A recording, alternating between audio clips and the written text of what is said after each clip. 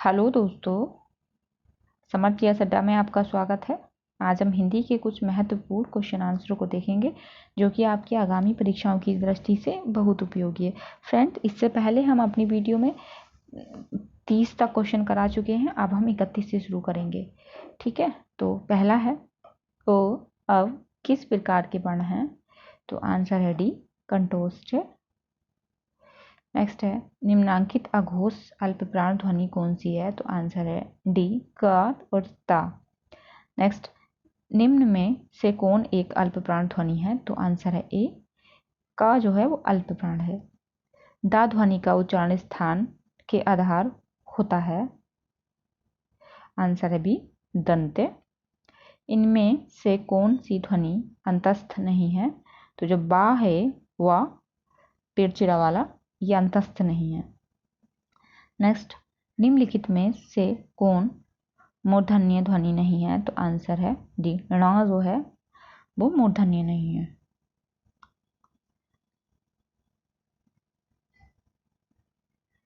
Next है कामता प्रसाद गुरु ने बाह्य प्रयत्न के अनुसार व्यंजनों के कितने भेद माने हैं? तो आंसर है डी, 2।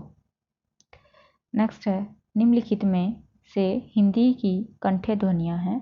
तो आंसर है डी, हा जो है वो कंठ्य ध्वनियां है। नेक्स्ट, निम्नलिखित में कौन सी व्यंजन ध्वनि या स्पर्श संघर्षी कहलाती हैं? तो आंसर है ए, च, छ, ज और झ। नेक्स्ट है उच्चारण की दृष्टि से वा ध्वनि है? तो आंसर है बी, दंतोष्ठ। नेक्स्ट, हिंदी की ओष्ठ व्यंजन ध्वनि है? तो आंसर है सी, वाह। हिंदी की मूर्धन्य ध्वनियां हैं? तो आंसर है बी, ट, ठ, ड और ण। नेक्स्ट है निम्नलिखित व्यंजनों में कौन महाप्राण है? तो आंसर है डी, ठ। हिंदी की अग्र अवृत्तकार संवृत्ति स्वर ध्वनि है? तो आंसर है बी, ई। हिंदी की स्पर्श घोष महाप्राण ओष्ठ व्यंजन ध्वनि है? तो आंसर है ए, व। निम्नलिखित में से कौन सा स्वर संवृत्त है? तो आंसर है सी, ई। निम्न में अर्ध स्वर कहलाता है? तो आंसर है या। दोस्तों, ये सवाल जो है बहुत ज़्यादा पूछा जाता है, आप इसको जरूर याद रखिएगा। निम्न में अर्ध स्वर कहलाता है।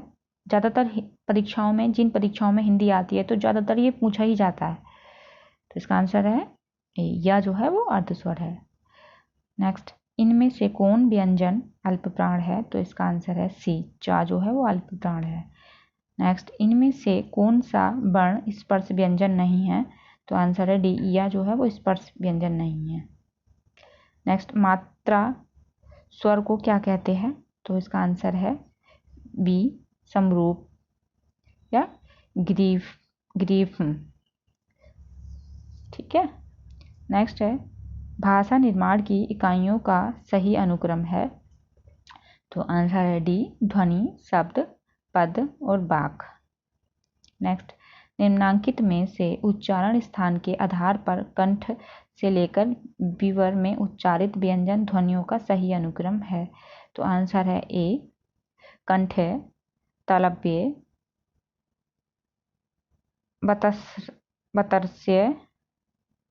बतर्स्य, दंत्य और ओष्ठ्य। नेक्स्ट है निम्नलिखित में ओष्ठ ध्वनि नहीं है? तो आंसर है ए, चा में ओष्ठ ध्वनि नहीं है। नेक्स्ट, अनुनासिक व्यंजन कौन से होते हैं? तो आंसर है डी, वर्ग का 5वां अक्षर। नेक्स्ट है कंठोष्ठ ध्वनि का उदाहरण है? तो जो औ है वो कंठोष्ठ ध्वनि का उदाहरण है। तो आंसर है ए। नेक्स्ट है स्र एक संयुक्त व्यंजन है। इनमें किन दो वर्णों को सम्मिलित किया है? तो आंसर है सी, श और रा वर्णों को। श और रा जो मिलकर है वो स्र का बनाते हैं। नेक्स्ट है नासिक्य व्यंजन की पहचान करें? तो जो इसका आंसर है बी, गुआ खाली जो होता है वो नासिक्य व्यंजन की है। नेक्स्ट है स्वरों के उच्चारण में लगने वाले समय को कहते हैं? तो आंसर है ए मात्रा।